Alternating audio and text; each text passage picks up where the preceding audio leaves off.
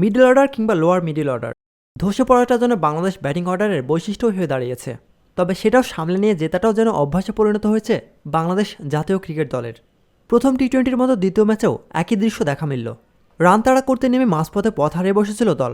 তবে শেষমেশ দলকে ঠিকই জয়ের বন্দরে পৌঁছে দিলেন উইকেটরক্ষক ব্যাটার নুরুল হাসান সোহান। প্রথম ম্যাচে রিশাদ হোসেনকে পেয়েছিলেন সঙ্গী হিসেবে, আজ পেলেন বোলার শরীফুল ইসলামকে। তবে তাতেই কাজটা হয়ে গেল। 2 উইকেটের রুদ্ধশ্বাস জয়ে আফগানিস্তানের বিপক্ষে 1 ম্যাচ হাতে রেখে সিরিজ নিশ্চিত করল কোচ ফিল সিমন্সের শিষ্যরা। তবে জয়ের কৃতিত্ব স্রেফ নুরুল হাসান সোহানকে দিলে সম্ভবত শরীফুল ইসলামের ওপর অবিচারই করা হবে। দ্বিতীয় টি-20তে শেষ পর্যন্ত অপ্রত্যাশিত নায়ক হয়ে উঠলেন শরীফুল ইসলাম। 10 নম্বরে নেমে 6 বল করলেন 11 রান, যখন দলের প্রয়োজন ছিল ওভার প্রতি 9 রানেরও বেশি রান। শেষ ওভারের প্রথম বলেই আজমতুল্লাহকে লং অনের উপর দিয়ে 4 মেরে জয় নিশ্চিত করেন এই বাঁহাতি পেসার। বাংলাদেশ লক্ষ্যে পৌঁছায় 5 বল হাতে রেখেই। আফগানিস্তান প্রথমে ব্যাট করে 20 ওভারে তোলে 147 রান। ব্যাট হাতে জয় করা শরীফুল ম্যাচের প্রথম ভাগে বল হাতেও ছিলেন কার্যকর।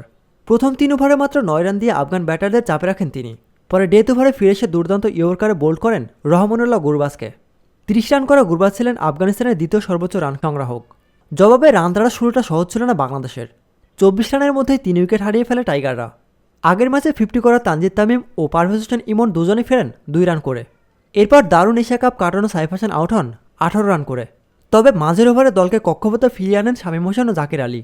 জাকের আলী আউট হওয়ার আগে করেন 25 বলে 32 রান। শামীম খেলেন 22 বলে 35 রানের ইনিংস। মাঝে অবশ্য ছোটোখাটো একটা ধস নামে। 7 রানের ব্যবধানে 3 উইকেট চলে যায় লোয়ার মিডল অর্ডারে।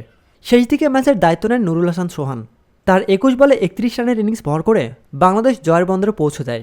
সেখান থেকে শেষ কাজটা সেরে দেন শরীফুল। এ জয়ে 3 ম্যাচের সিরিজে বাংলাদেশ এগিয়ে গেল 2-0 ব্যবধানে।